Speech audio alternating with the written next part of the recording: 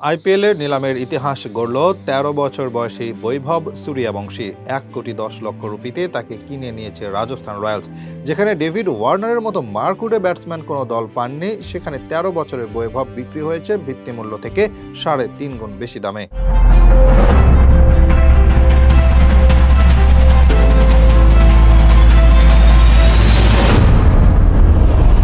তাকে নিয়ে রীতিমতো কাড়াকাড়ি করেছে দিল্লি এবং রাজস্থান। শেষ পর্যন্ত ১,১০,০০,০০০ রুপি দামে রাজস্থান রয়্যালসে যোগ দিয়েছে বৈভব সূর্যবংশী।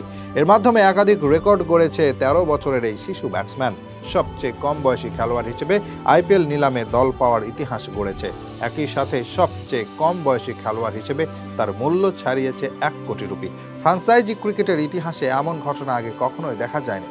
যদিও বৈভব সূর্যবংশী এই বয়সে যা যা করছে তার সবকিছু রীতিমতো বিস্ময়কর। ভারতের অনেক গণমাধ্যম জানিয়েছে মাত্র ১ বছরে ৪৯টি সেঞ্চুরি হাঁকিয়েছে বৈভব। শুধু তাই নয়, মাত্র ১২ বছর থেকে তার ফার্স্ট ক্লাস ক্যারিয়ার শুরু হয়েছে। এমনকি যুব দলের হয়ে ইতিমধ্যে আন্তর্জাতিক ম্যাচ খেলার রেকর্ড করেছে বৈভব, যেখানে অস্ট্রেলিয়ার বিপক্ষে তার ব্যাট থেকে এসেছে অসাধারণ এক সেঞ্চুরি। এর আগে গত সপ্তাহে আইপিএলের মেগা নিলামের প্লেয়ার তালিকা প্রকাশ করেছিল ভারতীয় ক্রিকেট বোর্ড। তখনই বৈভবকে নিয়ে আলোচনা শুরু হয়, কারণ মাত্র ১৩ বছর বয়সে আইপিএল নিলামে জায়গা পাওয়াটাও ছিল বড় এক রেকর্ড। তবে বৈভব সূর্যবংশীর বিস্ময়কর যাত্রা সেখানেই শেষ হয়নি। সোমবার নিলামে তাকে পাওয়ার জন্য দীর্ঘ লড়াই করেছে দিল্লি এবং রাজস্থান। ভিত্তিমূল্য ৩০ লাখ রুপি থেকে শুরু হয়েছিল। এরপর বাড়তে বাড়তে বৈভবের মূল্য দাঁড়ায় ১,১০,০০,০০০ রুপিতে। শেষ পর্যন্ত তাকে দলে ফেরাতে সফল হয়েছে রাজস্থান রয়্যালস। ভারতের বিহার রাজ্যের ছেলে বৈভব সূর্যবংশী অনেকদিন থেকে আলোচনায়। তার বাবা একজন কৃষক। ছোটবেলা থেকে হার্ট হিটিং এর জন্য তার খ্যাতি ছড়িয়ে পড়েছিল। এরপর বৈভবের ডাক আসে বিহার রাজ্যের অনূর্ধ্ব ২৩ দলে। সে সময় বৈভবের বয়স ১৩ বছরও হয়নি। এই বয়সে ইতিমধ্যে ৫টি ফার্স্ট ক্লাস ম্যাচ খেলা হয়ে গেছে বৈভবের। ইতিমধ্যে ভারতের যুব দলের হয়ে আন্তর্জাতিক অভিষেকও হয়েছে।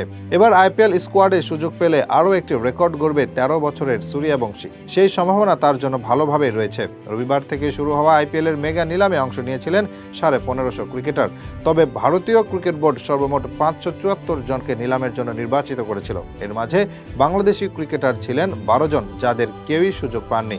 গত আসরে দুর্দান্ত পারফরমেন্স করা মুস্তাফিজের দিকেও কোনো দল আগ্রহ দেখায়নি।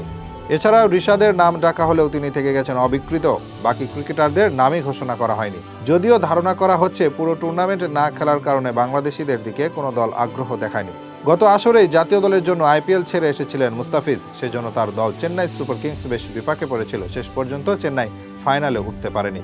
এবারও আইপিএল চলাকালে বাংলাদেশে ২টি সিরিজ হওয়ার কথা রয়েছে। অনেকের ধারণা মাঝপথে চলে আসার সম্ভাবনা থাকার কারণে মুস্তাফিজের দিকে কোনো দল আগ্রহ দেখায়নি।